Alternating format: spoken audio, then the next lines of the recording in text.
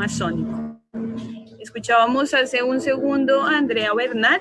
Andrea es la persona que nos va a ayudar en la moderación de la siguiente actividad, actividad sobre los derrames petroleros y la transición energética hacia una agenda de derechos en la Amazonía frente al extractivismo.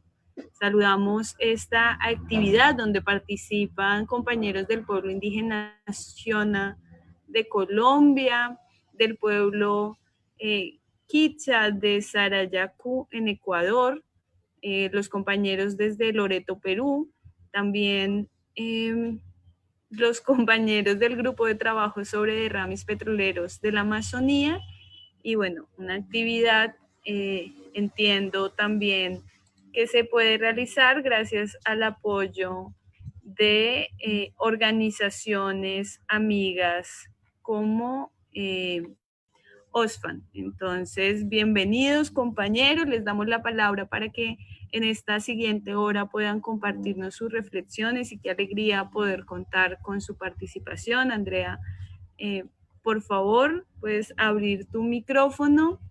Recordamos que esta transmisión está en nuestro Facebook oficial, en español, en francés y en portugués, y por lo mismo le recomendamos a todos los expositores hablar de manera pausada para facilitar el ejercicio de la traducción.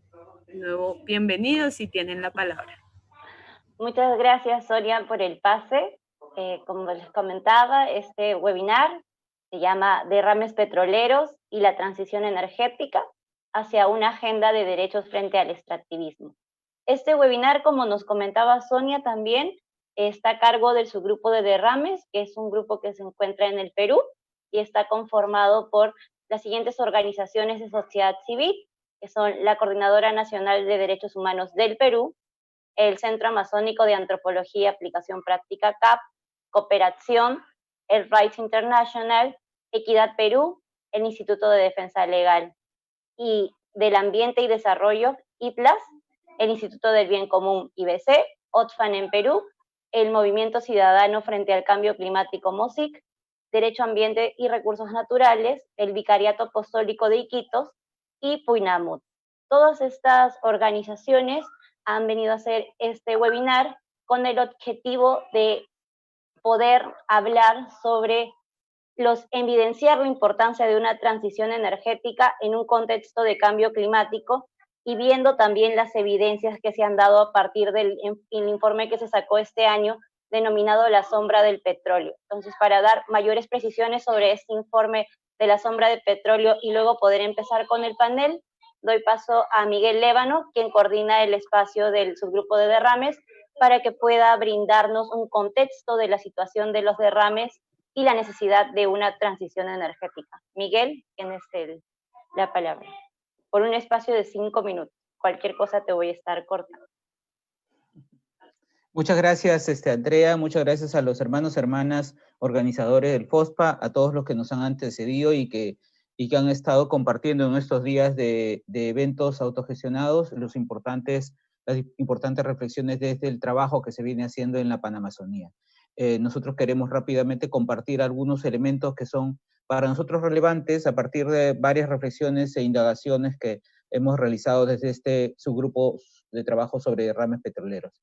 Lamentablemente en el Perú viene sucediendo en los últimos 20 años un conjunto de derrames petroleros, principalmente en la Amazonía. No solo en ella, sino también están sucediendo en el litoral del océano de la parte norte del Perú.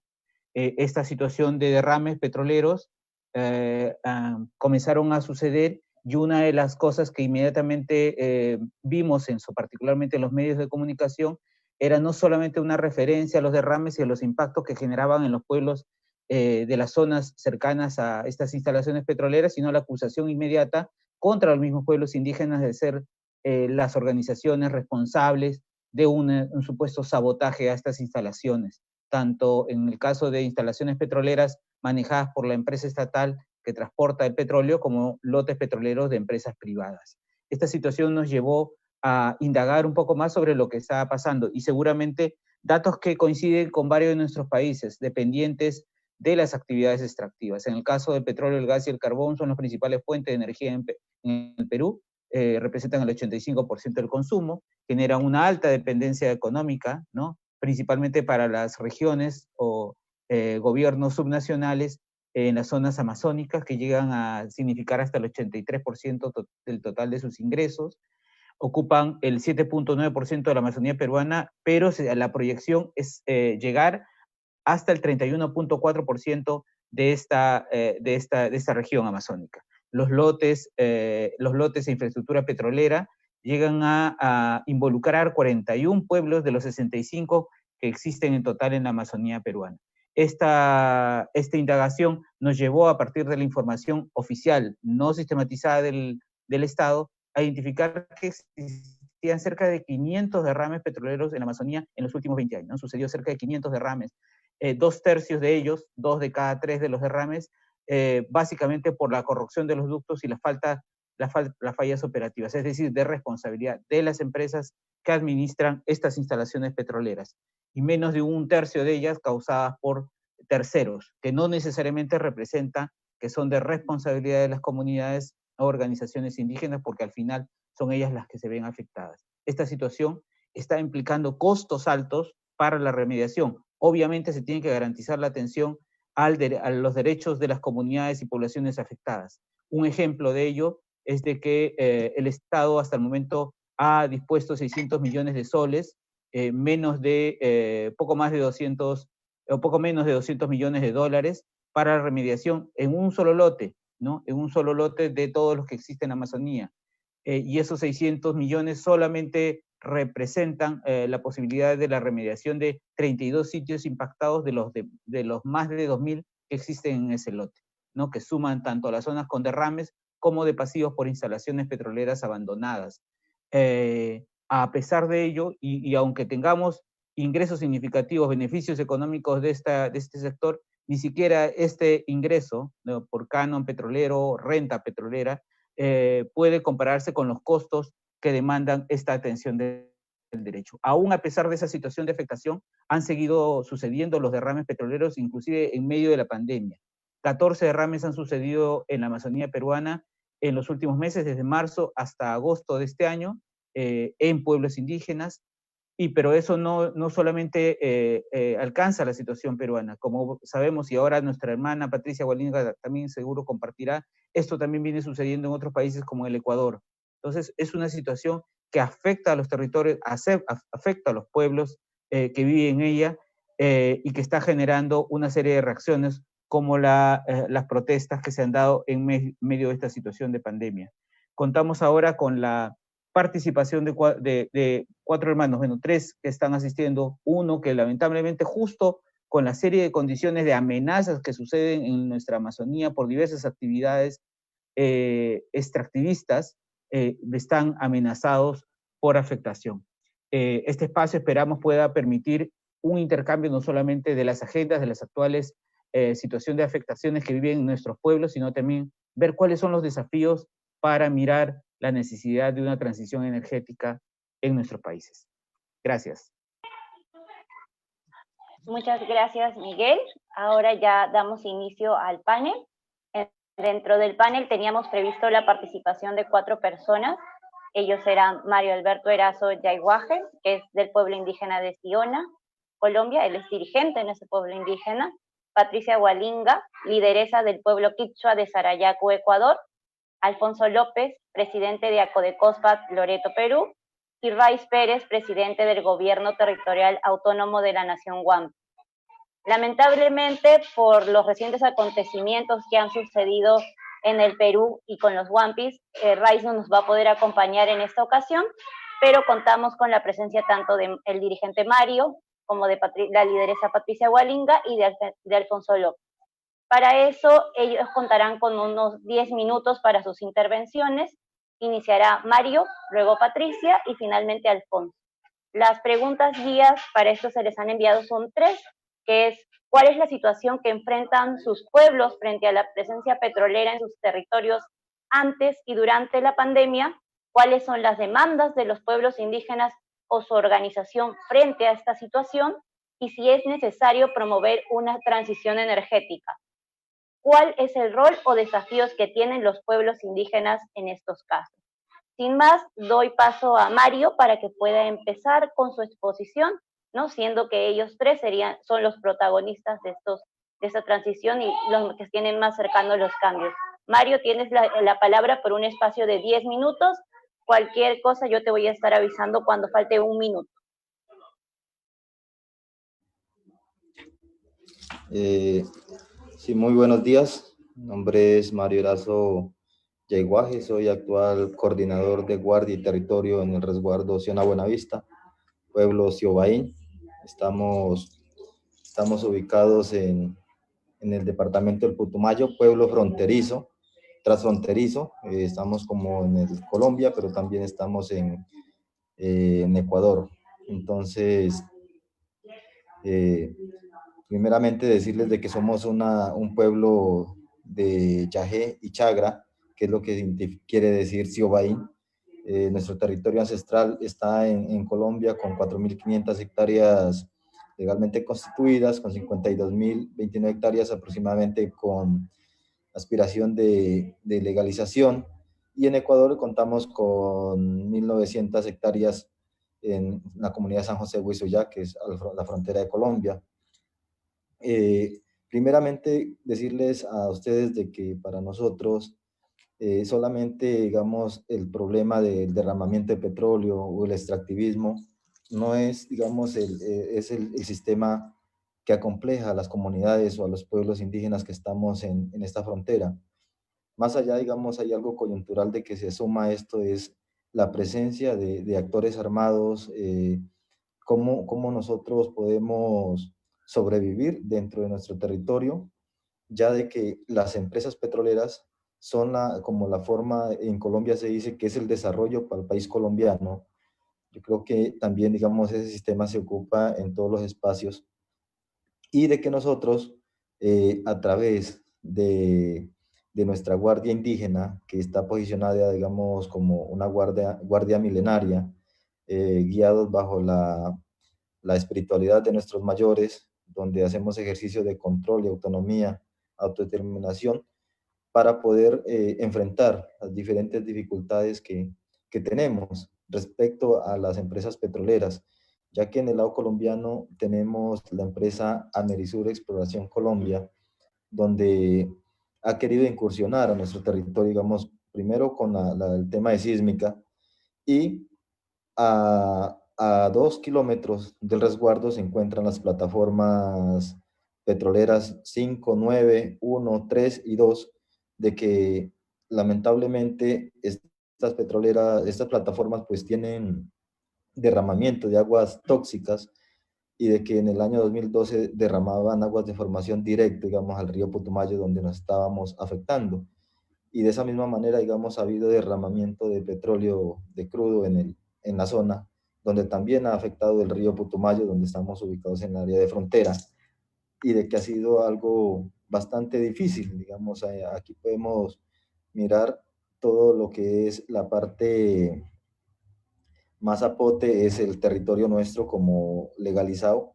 La amarilla es la parte que está por legalizar en el lado colombiano, y en de ese San José Huizuyá es el lado Ecuador. Todo eso tiene que ver, digamos, las líneas con las sísmicas que se quería realizar dentro de nuestro territorio. Entonces, no es solamente, como he dicho, es la empresa petrolera, sino que hay muchos actores más, digamos, de que entran a meternos en dificultades a los pueblos indígenas. Uno de los recientes, el pasado abril, digamos, más duros, que hubo derramamiento de petróleo en el lado de Ecuador por el río Coca, que llegó hasta Perú, digamos, ha traído grandes consecuencias, digamos, las enfermedades en las mujeres, en los niños. Definitivamente, digamos, no ha habido ninguna remediación sobre esto. Pasa en Ecuador, pasa en Colombia, y creo que en los otros países también. Entonces, algo que nosotros hemos venido construyendo, como digo, digamos, es más que el Estado, digamos, cumpla con la remediación, es cómo nosotros podemos sobrevivir dentro del territorio para poder, digamos, tener una vida digna como la queremos, pero lamentablemente los estados no han permitido este servicio de vida digna para los pueblos indígenas. Y como hemos dicho, nosotros como pueblo transfronterizo, Siobaín, Quichua, pues queremos seguir siendo indígenas como queremos, pero lamentablemente nos vemos en estas grandes dificultades. La sumada del extractivismo, digamos, de las empresas petroleras en Colombia y en Ecuador, en la parte de frontera, digamos, se suman todo lo que tiene que ver los actores armados, quién saca más, quién saca menos. Dentro de eso, pues estamos en desplazamiento, confinamiento. La situación es bastante difícil y compleja en la parte territorial nuestra. Surupá es como muchas gracias en mi idioma.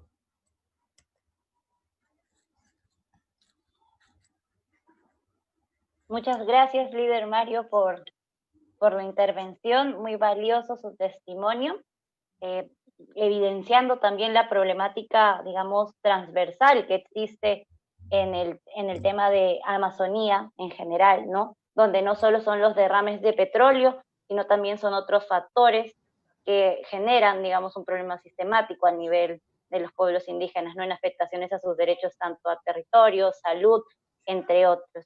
Entonces, muchas gracias. Ya luego retomaremos para unas conclusiones. Ahora damos paso a la lideresa Patricia Hualinga, lideresa del pueblo indígena Quichua de Sarayacu, Ecuador. Muchas gracias. Muy buenos días. Gracias por la invitación a los organizadores para hablar de un tema que es tan visible en los pueblos indígenas, pero tan perjudicial también, como son los derrames petroleros, y también hablar sobre la transición energética. En los últimos tiempos, la lucha de los pueblos indígenas ha sido contra el extractivismo, porque es la nueva colonización, es la forma en que nos han venido a violentar nuestros derechos. Mi pueblo Sarayacu no es la excepción. A pesar de haber sido un pueblo que ha luchado, que ha expulsado a una empresa petrolera, ahí tenemos 1,5 toneladas de explosivos enterrados en territorio Sarayacu que están como símbolo de muerte de lo que no tienen que hacer en los territorios indígenas. A pesar de que hemos llegado a una corte internacional como es la Corte Interamericana y ganamos un juicio por una demanda al Estado de Ecuador, aún no se cumple la sentencia en materia de consulta libre, previa e informada, que tiene que ver con el consentimiento, porque de nada serviría la consulta si no tiene que ver con el consentimiento. Entonces estamos hablando de que para cualquier actividad extractiva que atañe y que violente los derechos de los pueblos indígenas, tiene que haber consentimiento. Y en ese marco hemos estado luchando los pueblos indígenas en esta zona, ya que más del 68% del territorio de la Amazonía está concesionado a industrias petroleras. El Ecuador es un país absolutamente dependiente del petróleo. Tanto es así que en octubre del año pasado, cuando quisieron quitar el subsidio del gas, el pueblo ecuatoriano se levantó a reclamar porque ha habido la costumbre de más de 40 años que subsidiaban el gas. Muchas veces los ambientalistas no entendieron. Ahora, en un país como el Ecuador, donde el sueldo básico es mínimo, donde se ha dependido absolutamente de petróleo, era entendible dentro de un contexto de un análisis más profundo. Diciendo esto, diré que las cosas aquí en el país no se han manejado con transparencia y no creo que en ningún lado. Las empresas petroleras son expertas en no tener transparencia y para eso cuentan con la complicidad del Estado y de la seguridad y la fuerza pública, para tratar de mermar la voluntad de los pueblos indígenas, para tratar de asustar y violentar los derechos de los pueblos indígenas. Y esta historia se repite de pueblo en pueblo.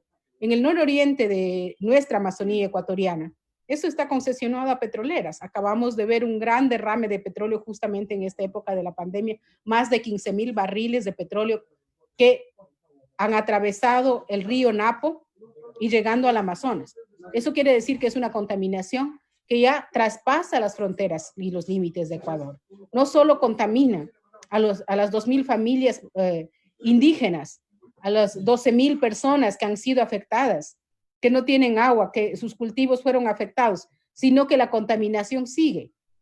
hacia todos los ríos, porque el río no tiene límites, el río no tiene fronteras, el río no sabe qué es Ecuador o qué es Perú, la naturaleza no tiene límites y por lo tanto la contaminación se ve mucho más allá de nuestros límites territoriales como país y eso hay que tomarlo muy en cuenta. Aquí el problema para mí, y podemos seguir hablando de un montón de cosas como de la contaminación, las violaciones a los derechos, el fallo de la tecnología de punta, que nunca sirve, que la tecnología de hoy es lo obsoleto del mañana, y todas estas cuestiones que tanto daño nos han hecho, no solo a los pueblos indígenas, sino a la humanidad. Pero si pasamos al tema de la humanidad, hablaremos de que el mundo ha basado su economía y su modo de vida en combustibles fósiles, petróleo, minería, hidroeléctricas, y todo tiene que ver con la destrucción de la naturaleza. La destrucción de una naturaleza que nos ha dado salud, que nos ha dado vida, que nos ha dado equilibrio. Y ese es el punto principal. Porque si hablamos por partes, sería un error. Es verdad que nos violentan derechos, es verdad que nos afectan en nuestro territorio, es verdad que estamos en la línea de frente. Pero lo que ellos no se han dado cuenta es que esto que afecta al Amazonas les afecta a todo el mundo, ya sea a nivel energético, ya sea a nivel de impactos como cambio climático, y que no pueden sustraerse de una afectación global. Y el mundo ha basado su economía en actividades tan dañinas que están dañando a la humanidad. Y por lo tanto, el cambio de matriz energética tiene que ser global y el trabajo debe ser de manera conjunta. Yo pienso que muchas veces las industrias cometen el error de apostar solamente a un modelo energético. Por ejemplo, ahorita aquí en la Amazonía tenemos el problema de la balsa, una tala indiscriminada de balsa. Y todas las cuencas amazónicas. Y nos están diciendo que es para hacer las eólicas, que supuestamente es un modelo energético limpio, pero están basando con otra destrucción que está afectando socialmente y hasta ambientalmente, porque en las inundaciones se llena de ramas y de todo en cantidades que nosotros no podemos controlar, pero están apostando solo a un modelo. Yo no sé mucho de energías alternativas, pero sí creo que deberían diversificar las cosas. Si es eólicas, un poco de eólicas. Si es energías de paneles solares, si viene de los volcanes o si viene del mar, pero debería haber una diversificación para que no empiecen otra vez con una presión que puede ser dañina hacia los pueblos y hacia la naturaleza. Pero también los países industrializados, los países que consumen más, aquellas ciudades grandes, tienen que empezar a cambiar sus políticas públicas. Aquellas políticas de donde construyen los autos, de donde construyen los aviones, de donde consumen más, tienen que empezar a ser cambiadas y empezar a cuestionarse de que este modelo nos está llevando a la humanidad a una crisis global, a una crisis que realmente nos está afectando a todos. Cambiar las políticas públicas de sus gobiernos, empezar a presionar en sus países. Y no solamente decir qué pena nos da que los pueblos indígenas estén luchando, qué pena que les violenten derechos, qué pena que les estén sufriendo. No, la pena también es para ellos, que en algún momento van a ser afectados literalmente y que sus acciones allá, su forma de vida también nos está afectando a nosotros. Algunas veces he estado participando en cumbres climáticas y es interesante escuchar a los gobiernos llamados progresistas o gobiernos del sur o de países en vías de desarrollo que dicen, aquí los países que tienen que pagar son los países ricos. Yo le digo, es verdad, está bien, pero aquí también la responsabilidad es de los países que estamos acá, de los gobiernos que mantienen políticas públicas extractivas violentando derechos de los pueblos indígenas. Aquí también tiene que haber un cambio. Acá también es el cambio, no solamente de un lado. Por eso yo pienso que todo está conectado, tanto en materia energética, como en materias de políticas, como en todo, ya que nuestro error ha sido dividir absolutamente.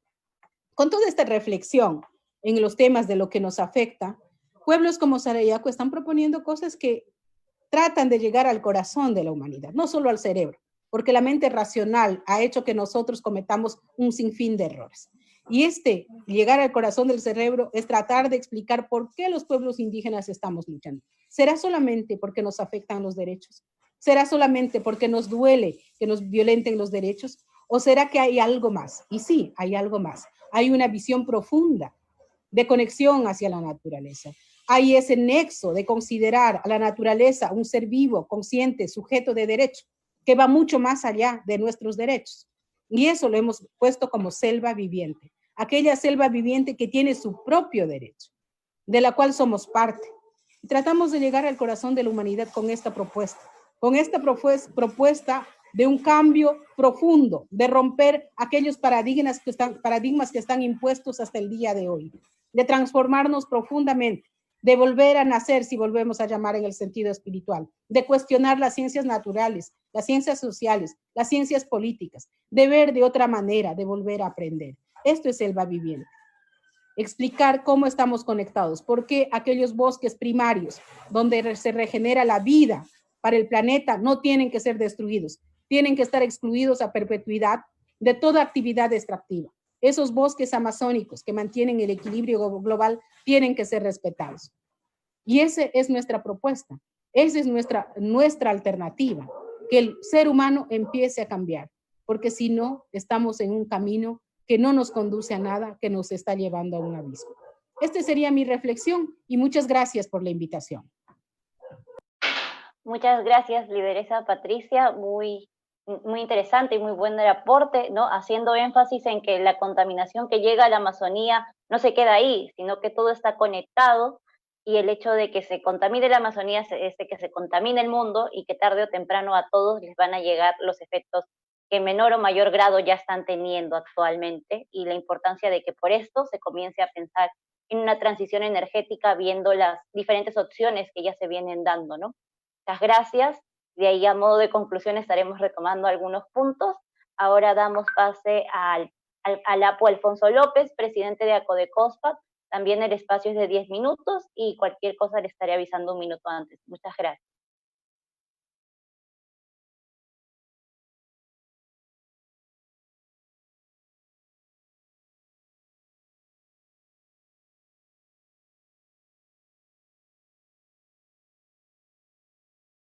No sé, quizás Alfonso está teniendo alguna dificultad con la conexión.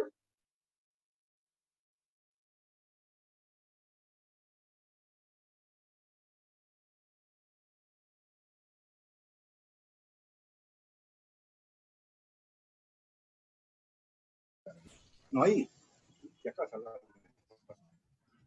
Hola, compañero. Compañero Alfonso, ¿se encuentra ahí?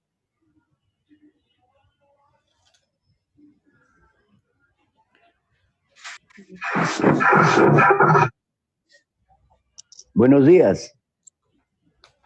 Buenos días, te escuchamos y te vemos.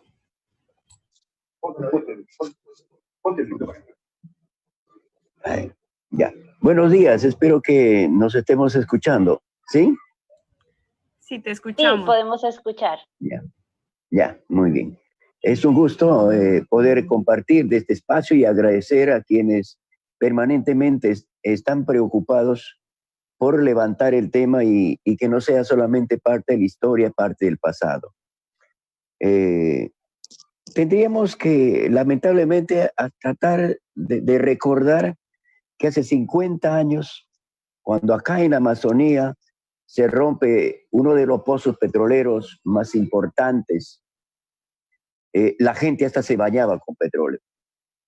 Y se recuerda que en otros países, en esos tiempos, descubrían petróleo y un pozo petrolero y salían cargando su barril de petróleo por las calles y haciendo una gran novedad. Ahora nos damos cuenta que ha ido cambiando la historia y que esa alegría del pasado ahora se convierte en tristeza, en desgracia, en enfermedades, en empobrecimiento y en muertes, ¿no? Muertes de seres humanos, pero si nos duele morirnos, nos duele ir viendo cómo se va matando, ¿no?, nuestra madre tierra, cómo se va matando nuestros bosques, nuestros ríos, nuestros peces, cómo se van envenenando. Y nosotros tenemos que consumir de eso que está envenenado gracias a esta actividad que se ha desarrollado en la peor manera, más irresponsable que se ha podido dar. Esa irresponsabilidad de los estados, y en el Perú del Estado peruano se materializa pues en normas que realmente no te protegen, en normas que solamente facilitan a las transnacionales la explotación petrolera. Y esa explotación petrolera, que no solamente queda la contaminación en los espacios donde trabajan, no solamente matan a las personas que estamos viviendo en estas zonas donde se están explotando el petróleo, sino que ese petróleo se convierte en aceites, grasas, no, gasolina, y van contaminando el planeta. El planeta se va contaminando con la riqueza de los pueblos que le explotan las grandes transnacionales. Y eso sí es preocupante, porque todo el mundo quiere comprarse un carro, todo el mundo quiere comprarse un vehículo y que esté motorizado y que utilice gasolina o que utilice petróleo. Y eso contamina. Es bueno de que empecemos a pensar en normas más responsables que garanticen el derecho a la vida de los pueblos indígenas, de los seres humanos, pero que también tenemos que pensar en una mirada de futuro de cómo poder ir desarrollando estas actividades sin contaminar el medio ambiente, sin contaminar nuestros ríos, nuestros peces y sin contaminar la vida de los seres humanos. Es lamentable cuando todo se ha relacionado con el petróleo. No solamente es que contaminan el medio ambiente y la vida, te hacen pensar diferente. En los pueblos donde están asentados directamente las empresas petroleras, la gente ha cambiado su forma de pensar. Nuestros hermanos y nosotros hemos empezado a ser dependientes de la actividad petrolera, de uno u otro modo, muchas veces teniendo que escarbar en la basura que botan las petroleras, porque ahí encuentras una silla con 3 patas y le pones un pedazo de madera y ya tienes una silla para tu casa. O porque ahí en la basura de las empresas encuentras AAA y recoges el AAA que está podrido, un pedazo, cortas y te sirve. O sea, hemos llegado al extremo de pensar diferente, de valorar diferente las cosas, de no mirar la gran riqueza que tenemos nosotros, los conocimientos que tenemos nosotros y de querer hablar y vestirnos hasta como los otros. Es una forma de destruir el alma de los pueblos indígenas, de destruir tu bosque y tus plantas medicinales, de destruir esa relación permanente con tu mundo espiritual. Nuestros bosques son vivos, nuestros árboles son vivos, nuestras plantas tienen su madre, tienen su padre, tienen su abuelo.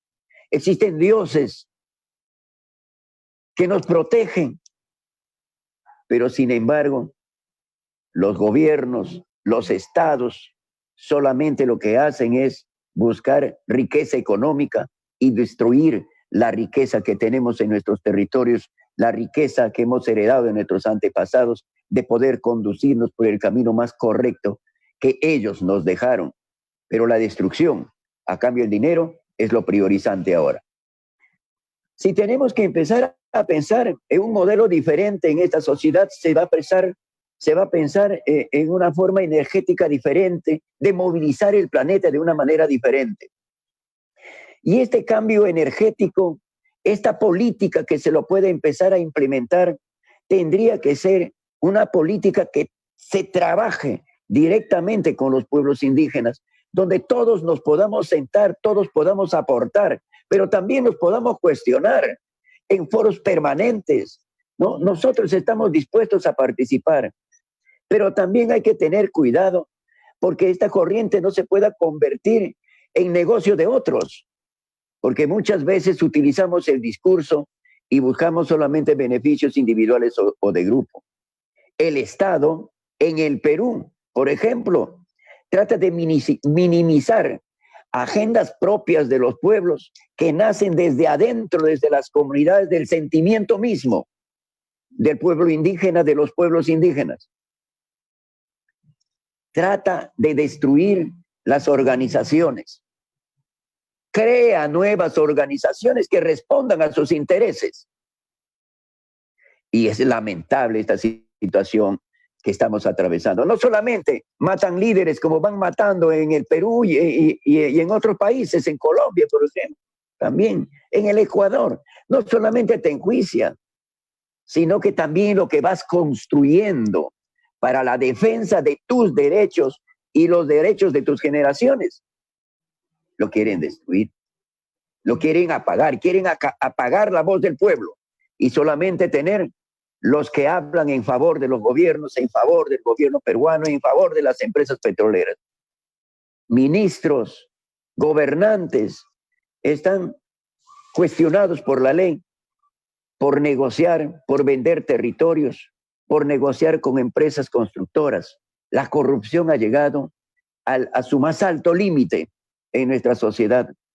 Quisiéramos aprender de nuestros padres y de nuestros abuelos, que desde los conocimientos sabios de la naturaleza han sabido orientar nuestros pueblos y han podido heredarnos a nosotros sus conocimientos y nuestros territorios.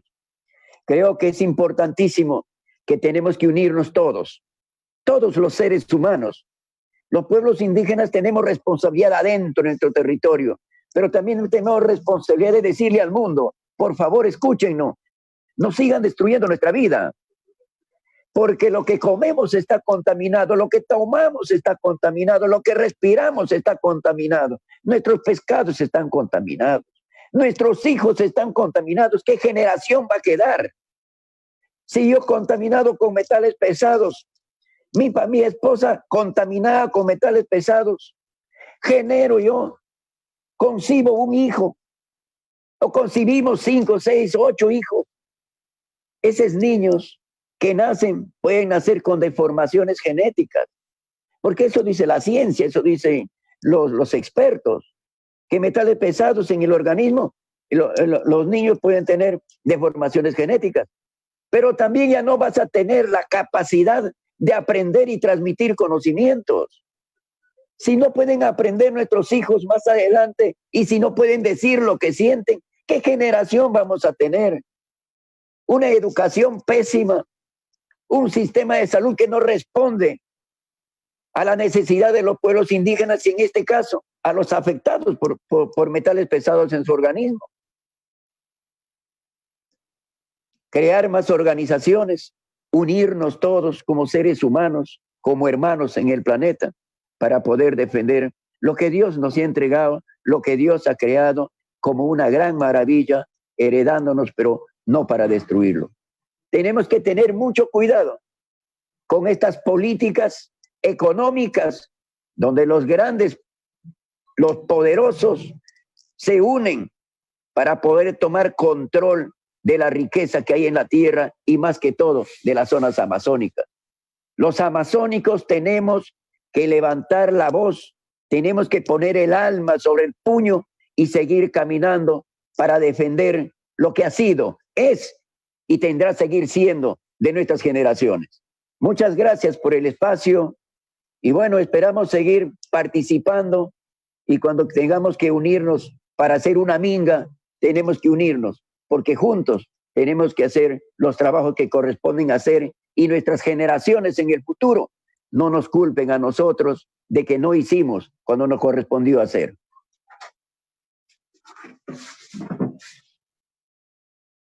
Muchas gracias, Apo Alfonso, por las reflexiones que nos está dejando en esta primera participación de su parte, ¿no? Clave lo que menciona de las afectaciones que tienen los pueblos indígenas y cómo este sistema también económico basado en el extractivismo no solamente afecta derechos, sino también toda la mentalidad que hay en las culturas a veces, ¿no? Y aparte las artimañas que usan algunos estados para debilitar las fortalezas de las organizaciones.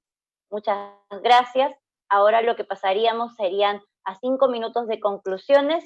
Empezaríamos de nuevo con el líder Mario, luego iría la lideresa Patricia y luego Alfonso, ¿no? Estas son para ya cerrar con las ideas que ustedes quisieran transmitirle a todas las personas que están escuchando, las ideas centrales, y aparte las impresiones que han tenido de las participaciones de los compañeros que han participado en este panel. Entonces, sin más, Mario, tienes la palabra por un espacio de 5 minutos.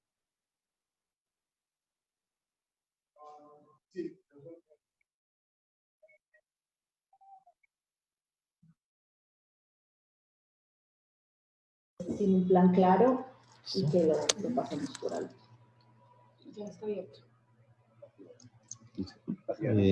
Bueno, sí, de todas maneras, escuchando a los otros compañeros y todas las situaciones que pasan en nuestros territorios a través del extractivismo, la minería, que no es solamente una cosa que atropella a nuestra Amazonía, sino que a nivel del mundo, a todos los pueblos indígenas, que indiscriminadamente los van sacando de sus territorios, haciendo perder sus culturas, sus costumbres, y de que una forma bastante negativa desde la mirada occidental.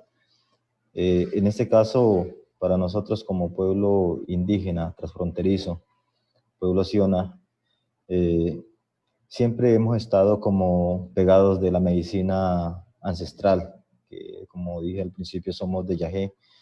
Es algo que verdaderamente también nos ha funcionado en términos de poder proteger el territorio y de cómo nosotros podemos fortalecernos espiritualmente y mirar la estrategia más eficaz, digamos, desde el autogobierno, desde la autodeterminación, que es fortalecer nuestros cuidadores, o cuiracuá, que es en nuestro idioma, que es como la guardia indígena.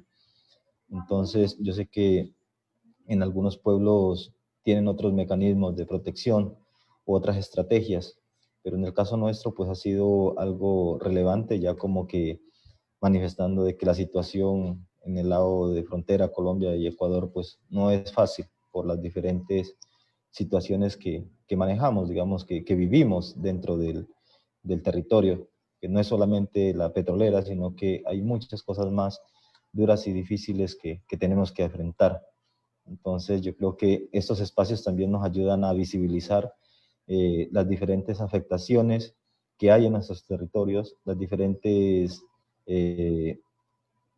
complejidades que se presentan en el territorio a causa de las empresas petroleras, y de que cómo el Estado, los estados, digamos, los gobiernos, no miran esa forma de que cómo puede vivir y cómo puede existir un pueblo indígena en sus territorios, digamos. Entonces, estos espacios nos ayudan a visibilizar, a contarle al mundo de que aquí en la Amazonía hay unos pueblos originarios, unos pueblos milenarios con sabiduría, con fortaleza, y de que lo que queremos hacer protegiendo la Amazonía desde cada uno de sus territorios, de sus espacios, no es solamente para la protección o la vivencia de cada pueblo, sino que es para la humanidad y el mundo entero, que estamos haciendo el gran trabajo de defender la Amazonía. Entonces, esperamos de que este mensaje pueda llegar al mundo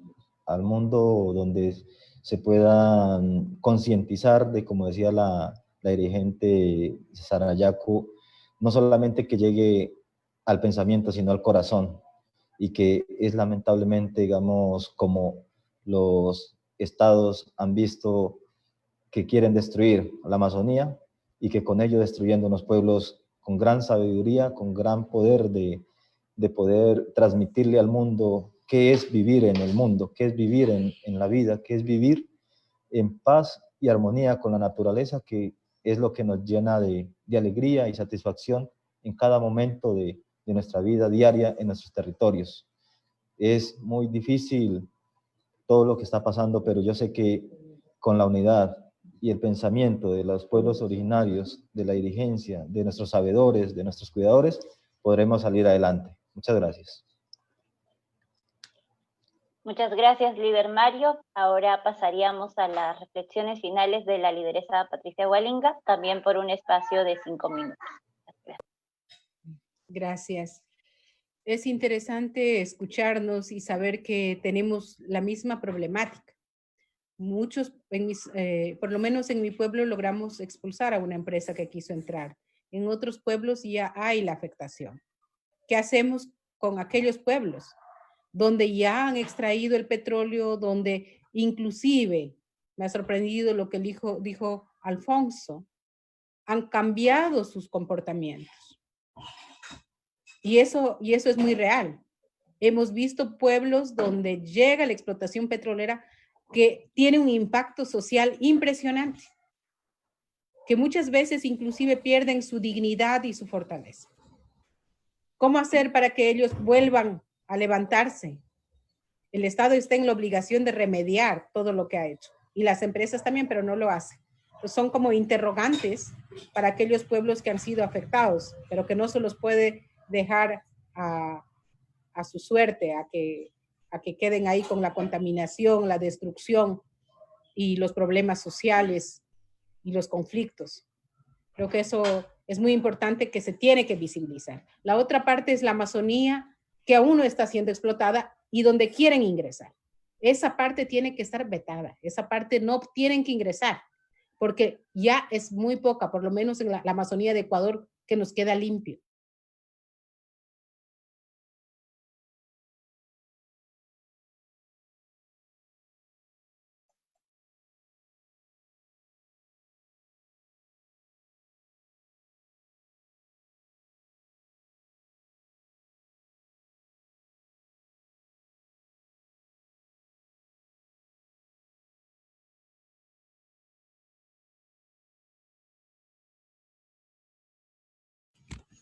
Bueno, parece que tenemos algunas dificultades técnicas.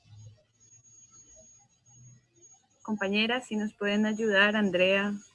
Sí, si les parece, ahí está, de nuevo se ha restablecido la conexión de Patricia. Te perdimos en los últimos minutos de el ingreso a la parte de la selva de Ecuador, que todavía, digamos, está, por así decirlo, selva virgen. Tu micro, Patricia, está silenciado ahora. De acuerdo. Y lo que yo decía es que hay una parte de la selva ecuatoriana que aún está intacta y que hay que defenderlo. Ahí tiene que estar excluido definitivamente las actividades extractivas, porque no se puede permitir que aquellos espacios donde todavía da vida a este planeta puedan ser destruidos. Y eso es una responsabilidad de todos. Y eso tienen que tener conciencia. No podemos permitir que exista esa destrucción de aquellos ojos de vida, de aquella energía que se conecta al Sahara, de aquella energía que se conecta al Congo, de aquella energía que está conectada al Ártico. Hay que ver mucho más allá de nuestra Amazonía. Y esa conexión profunda tiene que ser protegida. Y esa protección ya no es solo de los pueblos indígenas, esa protección es global. Y hacia ese camino tenemos que ir. Muchísimas gracias. Muchísimas gracias, Patricia, por esta reflexión final. Ahora damos pase al Apo Alfonso López para también un espacio de 5 minutos de reflexiones finales.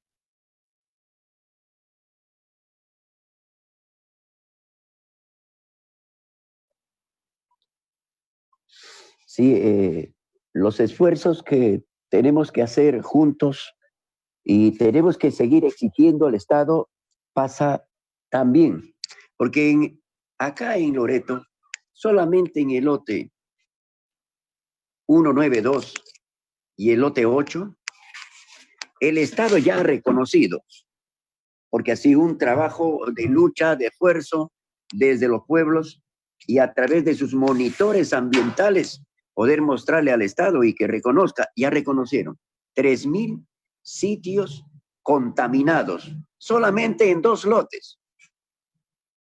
Y Loreto ya no es de los indígenas, nuestros territorios ya nos van quitando.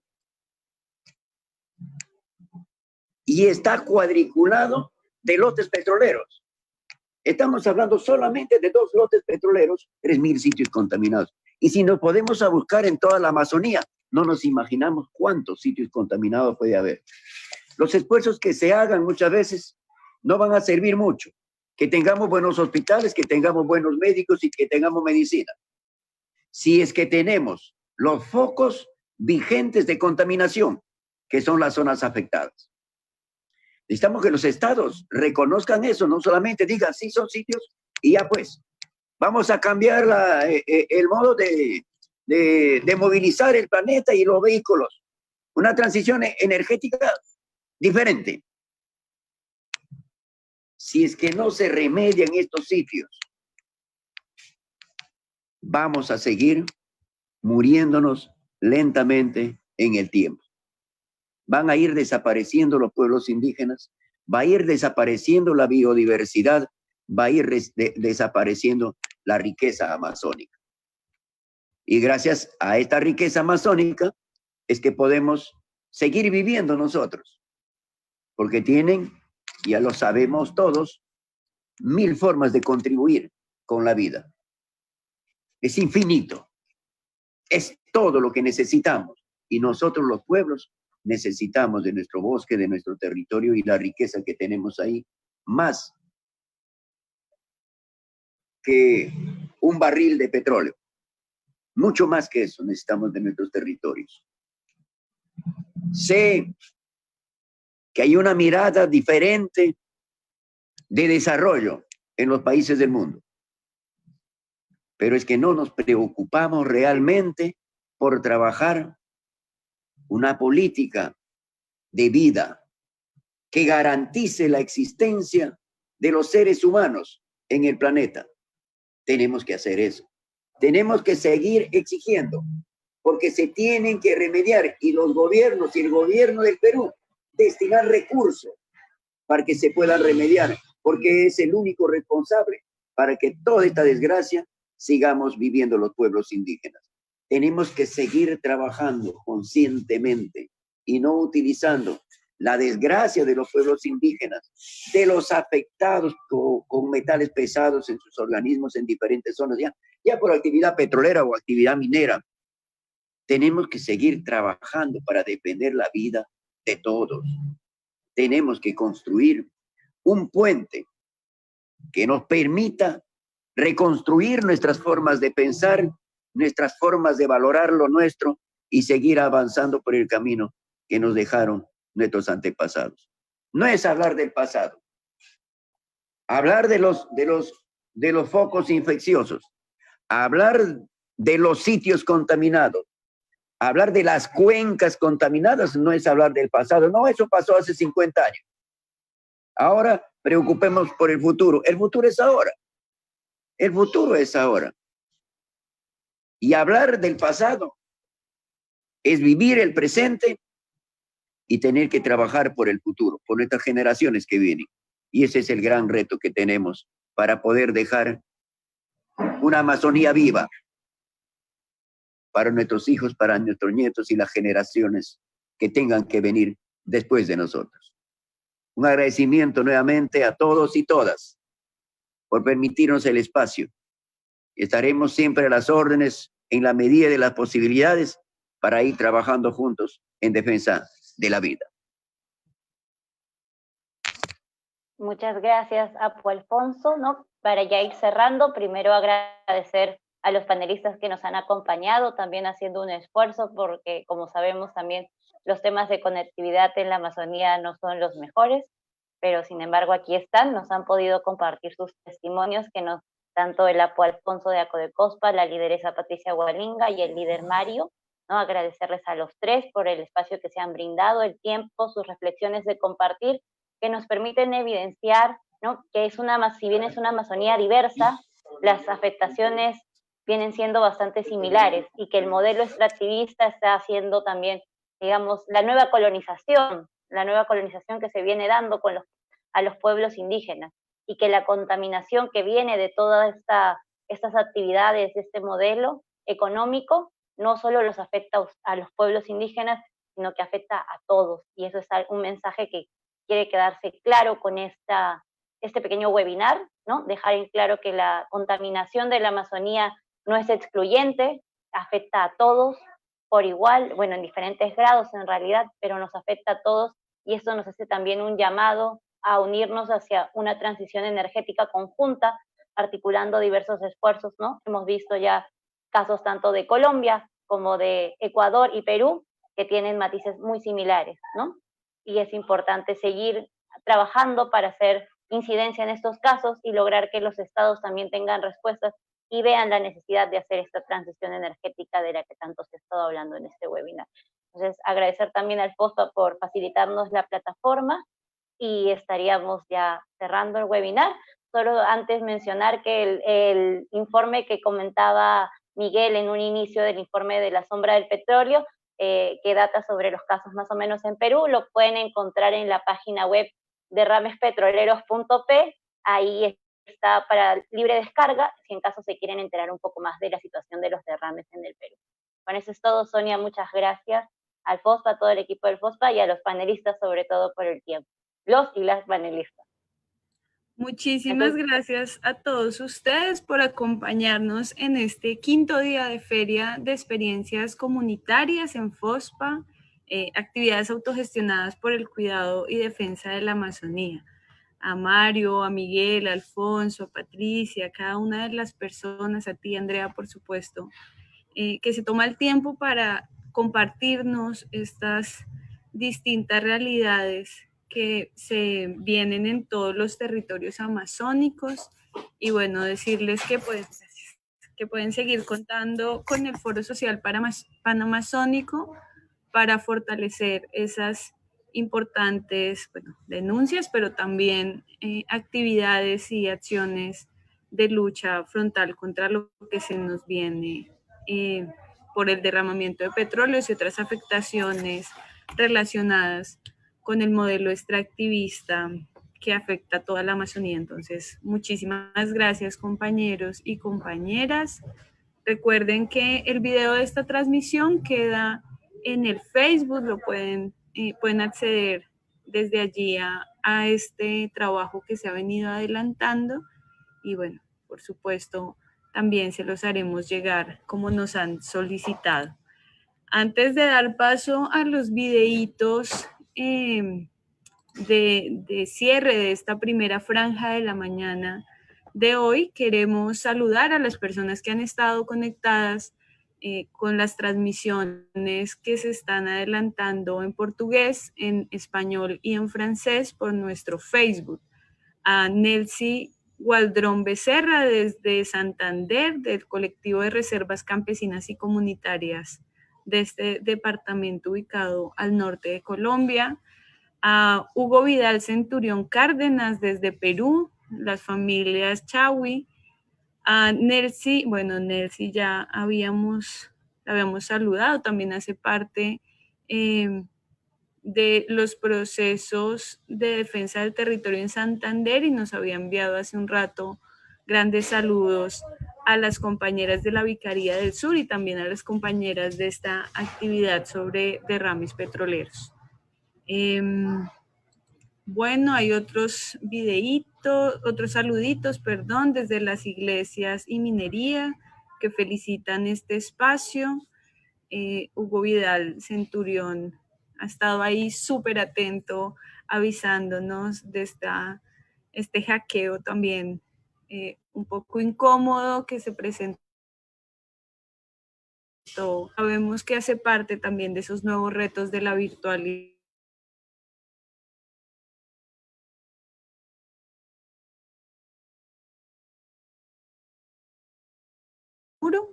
A la compañera Romina Rivera Bravo desde Perú, y bueno, a las demás personas que han estado conectadas, Kunga Payor desde Roma, Ana Libertad también, que saluda a Lapu Alfonso, y bueno, muchísimas gracias a todos los que han estado allí conectados. Les recordamos que hoy volveremos a nuestra transmisión sobre las 2 de la tarde para compartir 3 nuevas actividades autogestionadas, una sobre los helados medicinales que viene adelantando la compañera Diana en Mocoa desde la Casa Campesina, también la experiencia de finca amazónica y de soberanía alimentaria que viene adelantando el compañero Heraldo también desde Mocoa, personas que han aportado muchísimo en este proceso y en este caminar del Foro Social Panamazónico. A las 3:30 de la tarde estaremos con la experiencia de los núcleos guardianes de Volta Grande del Xingu, desde Brasil. Nos estarán compartiendo su proceso de autonomía, planes de vida y buen vivir. Y cerraremos con la actividad sobre selvas vivientes, literatura y culturas de la Amazonía y la selva andina. Todas estas actividades pues hacen parte de esta iniciativa para compartir las luchas que en las cotidianidades adelantan los distintos pueblos, procesos y organizaciones de los 9 países de la cuenca amazónica, pero también en otros lugares del mundo. Vamos entonces a cerrar con un par de videitos. Recuerden conectarse más adelante con nosotros nuevamente. Estos videitos son un saludo enviado por la compañera Angie Acosta desde el comité del FOSPA Colombia y un video musical compartido por Helen Fernández Mura. Compañeros, muchísimas gracias a todos los que estuvieron conectados, a nuestro equipo de intérpretes, quienes han estado más que comprometidos para que estas actividades puedan llegar a distintos lugares del mundo, para que vayamos avanzando en el propósito de romper las distintas barreras, incluso que el idioma nos presenta. Y bueno, al equipo técnico por estar allí muy pendiente de todo lo que está pasando. Vamos con los videitos y nos volvemos a encontrar sobre las 2 de la tarde.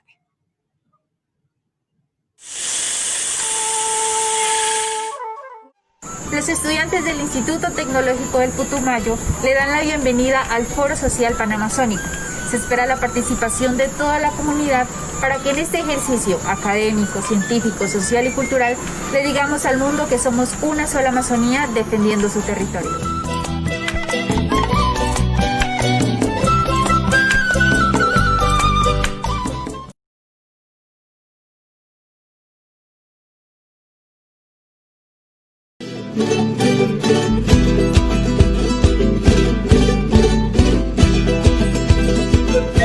Pingando as gotas nesse mundo de ilusão, raiz buscando a memória, a água do suor no chão. Eu vejo o mundo trabalhando pro seu fim. Do outro lado a esperança fala e pede algo além de mim. Onde você está? Onde você está?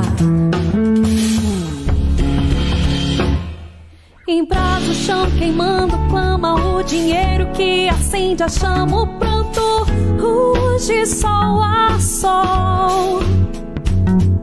Aerossóis da mata viva, qual a sede que habita a vida, encontre a voz além de si. Mata verde, a cor da vida, compra mais que um simples papel. A mãe terra chama sua cria, branco aduba as nuvens do céu. Embrasa o chão queimando clama, o dinheiro que acende a chama, o pranto ruge, sol a sol. Aerossóis da mata viva, qual a sede que habita a vida. Pingando as gotas nesse mundo de ilusão, raiz buscando a memória, a água do suor no chão. Eu vejo o mundo trabalhando pro seu fim. Do outro lado a esperança fala e pede algo além de mim. Onde você está? Onde você está? Embrasa o chão queimando, clama o dinheiro que acende a chama, o pranto ruge sol a sol. Aerossóis da mata viva, qual a sede que habita a vida, encontre a voz